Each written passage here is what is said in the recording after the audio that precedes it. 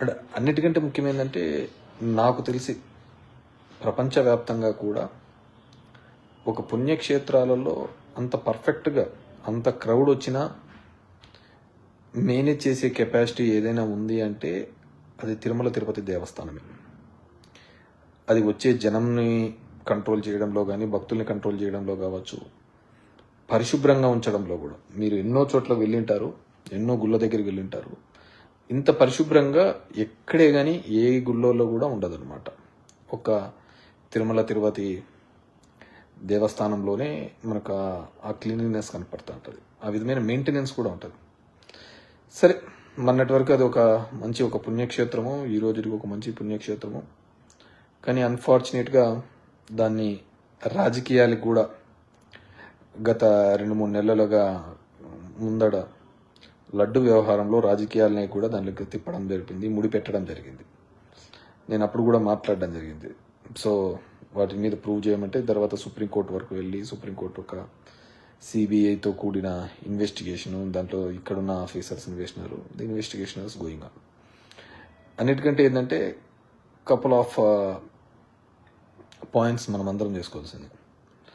గొడవ జరుగుతుంది నాకు ముందే తెలుసు అని మొదలుపెట్టినప్పుడే నుంచి టీటీడీ చైర్మన్ చెప్పినప్పుడు కింద ఎందుకు అలర్ట్ చేయలేకపోయినాడో, ఎందుకు జనంకి ప్రజలకి ఈ విధంగా ఉద్దేశించి డిపార్ట్మెంట్కి చెప్పలేకపోయినాడో తెలియని విషయం ఒకటైతే.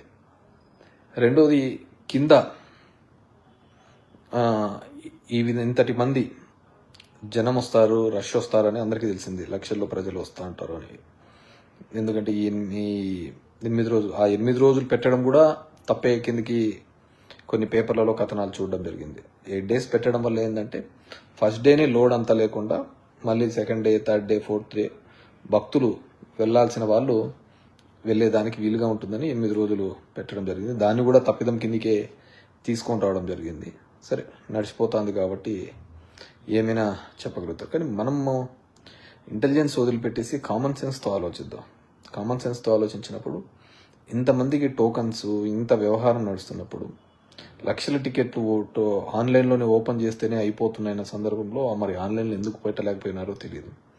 ఇంతమంది క్రౌడ్ వచ్చినప్పుడు అందరూ కూడా ఇప్పుడు అక్కడున్న డిపార్ట్మెంటు వాళ్ళు వీళ్ళను కూడా అందరినీ అంటున్నారు. బేసిక్ ఏంది, నిన్న మధ్యాహ్నం వరకు కూడా ముఖ్యమంత్రి చంద్రబాబు నాయుడు గారు కుప్పంలోనే ఉన్నాడు.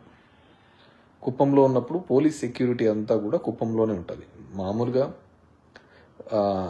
దసరా నవరాత్రుల టైంలో కావచ్చు, లేకుంటే వైకుంఠ ఏకాదశి టైంలో కూడా మా అనంతపురం ఉమ్మడి జిల్లా నుంచి కూడా పోలీసుల్ని ఇక్కడికి డిప్లాయ్ చేస్తారు. ఇక్కడ పోలీసులు సెక్యూరిటీగా వేస్తూ ఉంటారు, ఎందుకంటే అంత రష్ వస్తుంటుందని. ఇది ఇప్పటి నుంచి కాదు, కొత్తగా మొదలైన ప్రోగ్రామ్ అయితే అనుకోవచ్చు. కంటిన్యూస్గా ఎవ్రీ ఇయర్ వచ్చేదే కాబట్టి డిపార్ట్మెంట్కి కూడా ఐడియా ఉంది కాబట్టి. కానీ ఇక్కడ జరిగినది ఏంటంటే 3 daysగా ఉమ్మడి చిత్తూరు జిల్లాలో ఉన్న పోలీస్ డిపార్ట్మెంట్ వాళ్ళు కావచ్చు, కానిస్టేబుల్ కింద స్థాయి ఉన్న వాళ్ళందరూ కూడా 3 daysగా సెక్యూరిటీ నిర్వహించినారు చంద్రబాబు నాయుడు గారికి అక్కడ. సో వాళ్ళు కంప్లీట్గా 3 days రెస్ట్లెస్ ఉంటుంది. మళ్ళీ అదే డిపార్ట్మెంట్ వాళ్ళు ఇక్కడికి వచ్చింటారు, వాళ్ళు రెస్ట్లెస్ ఉంటారు. నేను పై అధికారులు కాదు, కింద స్థాయిలో కానిస్టేబుల్ అధికారులు, హెడ్ కానిస్టేబుల్, ఎస్ఐ స్థాయి అధికారులు, పైన ఐపీఎస్ల గురించి కాదు, వీళ్ళ గురించి కాదు, వాళ్ళ ఆఫీసెస్లో ఉంటారు. కింద స్థాయిలో ఉన్న వాళ్ళు దే గెట్ టైర్డ్. సో 2 రోజులు ఆ విధంగా ఉండడం కూడా రెస్ట్లెస్నెస్, అంతమంది క్రౌడ్ వచ్చినప్పుడు దాన్ని హ్యాండ్లింగ్లో కానీ దీనిలో కానీ కంప్లీట్గా ఇది చేసినారు. సరే, దీన్ని పొలిటికలైజ్గా గతంలో పవన్ కళ్యాణ్ గారు ఇప్పుడు నిజంగంటే టీటీడీ ఈఓ తప్పన్నాడు, జేఈఓ వెంకన్న చౌదరి, శ్యామరావుకు అయితే నేనున్నంత వరకు అయితే హీస్ గుడ్ ఆఫీసరే. మరి ఎంత ఇన్ఫ్లుయెన్స్ చేస్తున్నారో ఆయన మీద అనేది మామూలుగా టీటీడీ గురించి తెలిసిన వాళ్ళదంతా శ్యామరావు ఈఓది ఏమీ లేదండి, అంతా వెంకయ్య చౌదరిది ఇక్కడంతా, ఆయనే అంత కింగ్ మేకరు, ఇక్కడ ఎవరు ఈఓది పట్టించుకోరు, అంత వెంకయ్య చౌదరి అన్నీ చూస్తూ అంటాడు. ఇది మన లడ్డు వ్యవహారంలో కూడా ఆయన వల్లనే రచ్చ జరిగిందని నెంబర్ ఆఫ్ పీపుల్ చెప్తూ ఉంటారు అక్కడ. సో మనకు తెలిసి కూడా ఇంతకుముందు మురళీమోహన్ అన్నట్టు మా వెంకయ్య చౌదరి పైన ఉన్నాడు, కొండపైన అన్నట్టు, ఇప్పుడు వెంకయ్య చౌదరి వల్లనే జరిగిందా, ఏం జరిగిందా అనేది చూడాల్సింది. మరి వాళ్ళ మీద అంతా చర్యలు తీసుకుంటారో పవన్ కళ్యాణ్. సరే, చర్యలు అంటే ఒక సస్పెండ్, ఒక ట్రాన్స్ఫర్ దీనిలోతో అవుతాయి. ఎందుకంటే దిస్ ఈజ్ హ్యాపెనింగ్ కంటిన్యూస్లీ. ఆ మంచో చెడ్డో దరిద్రమో ఏమో తెలియదు కానీ పాపం చంద్రబాబు ఉన్నప్పుడే జరుగుతాయి, ఆయనకు ఉన్నప్పుడే ఇవన్నీ జరుగుతున్నాయి. ఇప్పుడు గోదావరి పుష్కరాలు ఉన్నాయి, పాపం సీను అతని పేరు ఏం పేరు డైరెక్టర్, ఆ డైరెక్టర్ మంచి హోలీ ప్లేసు ఇవన్నీ మంచి షూటింగ్ తీస్తామని చెప్పి కరెక్ట్ వీళ్ళకి ఫ్యామిలీ మెంబర్స్ అంతా అయిపోయిన తర్వాత ఒకటేసారి గేట్లు ఎత్తడము, ఆ గేట్లు ఎత్తుతానే అంతమంది క్రౌడ్ పోవడం చనిపోవడం జరిగింది. సో బాధాకరమే. మీరు బాగా అబ్జర్వ్ చేస్తే దీనిలలో ఎప్పుడు కూడా చనిపోయేది పేదవాళ్ళే, పేద మధ్యతరగతి కుటుంబంలో ఉన్న వాళ్ళే పాపం దేవుని దగ్గరికి అని. మిగతా వాళ్ళలాగా విఐపీ ప్రోటోకాల్స్ వీళ్ళకి అన్నీ ఉండవు కాబట్టి దేవుని దగ్గరికి వెళ్ళాలి చూడాలి తొందరగా అనే ఉద్దేశంతో వీళ్ళంటే అప్పుడు గోదావరి పుష్కరాలు జరిగినాయి. కానీ దాని తర్వాత కరెక్టివ్ మెజర్స్ ఏం చేసుకుంటున్నాము అని. సో దీనిలో కరెక్టివ్ మెజర్స్ ఏం చేస్తున్నాం, సస్పెండ్ అయిపోతుందా లేకుంటే ట్రాన్స్ఫర్తో అయిపోయింది కదా. ఖచ్చితంగా ఎవరైతే రెస్పాన్సిబుల్ పర్సన్స్ ఉన్నారు, హూ ఎవర్ మేబీ, అది సినిమా వాళ్ళు కావచ్చు, పొలిటికల్ వాళ్ళు కావచ్చు, ఎవరైనా కావచ్చు, ఖచ్చితంగా క్రిమినల్ కేసెస్ కట్టాలి. ఆ ఈవెంట్ చేసే వాళ్ళ మీద ఖచ్చితంగా క్రిమినల్ కేసెస్ అనేది చేయాలి.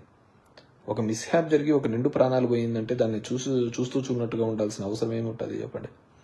సో ఖచ్చితంగా వాళ్ళ మీద క్రిమినల్ కేసెస్ ఫైల్ చేయాలి. ఆ విధంగా ఈవెంట్ చేసేటప్పుడు చేయాలి. ఇప్పుడు అది సినిమా ఫంక్షన్లలో కావచ్చు, మన అల్లు అర్జున్ దాంట్లో చూసినాము. అదేవిధంగా కందుకూరు సంఘటన జరిగింది, అక్కడ చేసినాము. పుష్కరాల్లో జరిగినాం, నో కేస్ వాస్ ఫైల్డ్ కదా. ఏదో ఊరికనే చెప్పేసి పోతూ ఉంటారు. సో డెఫినెట్గా వాటి మీద చెయ్యాలి. మరి భవిష్యత్తులో ఏ పేదవాడు కూడా దేవుని దర్శనానికి వెళ్ళి, ఎంతకంటే దరిద్రం ఏమిటది, దేవుని దర్శనానికి వెళ్ళిన వాడిని దేవుని దగ్గరికి పంపించిన భాగ్యం కలిగిస్తా అంటే అంతకంటే దరిద్రం ఏమైనా ఉంటుందా. సో అంత పరిస్థితులలో ఈరోజు ఉండడం జరిగింది. నేను చెప్తున్నా టీటీడీలో they are meant for crowd management.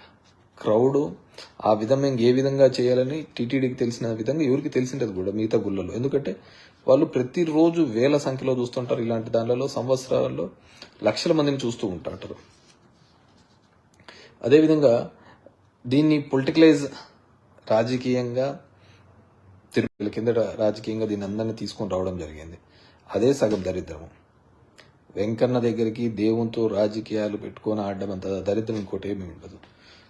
అదేవిధంగా మీరు ఈ ప్రవచనాలు చెప్పేవాళ్ళు కూడా, చాగంటి వాళ్ళు కావచ్చు, మిగతా వాళ్ళు కావచ్చు, ఒక సిస్టమ్కి ఆ రోజు పోకపోతే ఇంక ఏదో మొత్తం అంతా నాశనం అయిపోతాము, మనమంతా ఇంక బతికి కూడా వేస్ట్ అనే విధంగా చేయడంతోనే భక్తులు ఆ నమ్మకంతో ఎక్కువగా జనం దగ్గరికి పోతున్నారు. గుళ్ళకి అదే రోజే వెళ్ళాలని. ఇప్పుడు పుష్కరాలు జరిగింది, ఆ రోజు ఏంది, ఆ రోజు పోతేనే, నా పుష్కరాల్లో జరిగితేనే మనకు ఇంకంతా ఎక్కడ లేని పాపాలన్నీ పోతాయి, ఎక్కడ లేని పుణ్యాలన్నీ వస్తాయి అని చెప్పేసి ఆ రోజు వెళ్ళడంతోనే ఆ రోజు ఆ విధి జరిగింది. ఇప్పుడు కుంభమేళా జరుగుతుంది. కుంభమేళలో దగ్గర 40 కోట్ల మంది వస్తారని చెప్పేసి, మన దాంట్లోనే అంతో ఎంతో క్లీన్లీనెస్ కానీ సెక్యూరిటీ కానీ మెయింటైన్ చేసేది ఏంటంటే మన దాంట్లోనే. ఇక్కడే ఇబ్బంది ఉంటే ఇంక అక్కడ అసలు వాళ్ళు మెయింటైన్ కూడా చేయలేరు. కానీ ఏం చేస్తాం, మనం అందరం వేల మంది పోతా అంటాం, ట్రైన్స్ పోతా అంటాము. మనకందరికీ ఒక మైండ్లోకి ఎక్కిస్తారు. ఏమని ఎక్కిస్తారు, ఆ రోజు మీరు పోయినారా పోయినట్టు, లేదా లేనట్టు, మీరంతా నాశనం అయిపోతారు అనే పద్ధతిలో చెప్తూ ఉంటారు ప్రవచనాల్లో కూడా. అది చాలా తప్పు. డెఫినెట్గా వెళ్ళాలి. వెళ్ళినప్పుడు ఎప్పుడు క్రౌడ్ తగ్గుతుంది, ఎప్పుడు వెళ్తుంది అని అందరూ ఫస్ట్ డేనే వెళ్ళాలని ఏం లేదు. ఎప్పుడు వెళ్తుందో ఆ రోజు వెళ్తే చాలా బెటర్ అనేది నా అభిప్రాయం.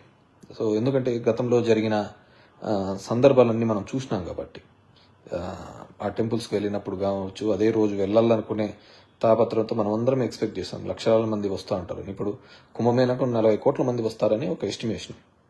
సో మనం డే 1 వెళ్ళాలనుకుంటే ఆ రోజు ఖచ్చితంగా ఇబ్బంది పెడుతుంటారు. మళ్ళీ లాస్ట్ చివరిలో అనుకో మేళ అంతా అయిపోతుంది కాబట్టి ఇంకప్పుడు విపరీతం అంటారు. సో ఎప్పుడో వెళ్ళండి, చేయండి. And I request AP government to make an act, ఒక చట్టం తీసుకొని రండి. ఇలాంటి భవిష్యత్తులో మరిన్ని జరగకోకుండా ఆగాలి అంటే ఒక బలమైన చట్టం, ఒక భయం పుట్టించే చట్టం. ప్రజల యొక్క ఆరోగ్యాన్ని, అదేవిధంగా వారి యొక్క ప్రాణాలని నిలబెట్టలేనంత ప్రభుత్వాలు ఉండే స్టే కదా.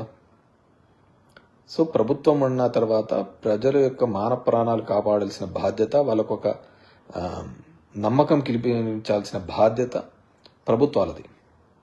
సో ఆ ప్రభుత్వాలది ఆ నమ్మకం కలిగించాలి అంటే డెఫినెట్గా ఒక మంచి చట్టాలు తీసుకొని రావాలి. ఇలాంటి సందర్భంలో ఏ విధంగా క్రౌడ్ మేనేజ్మెంట్ చేయాలి అని.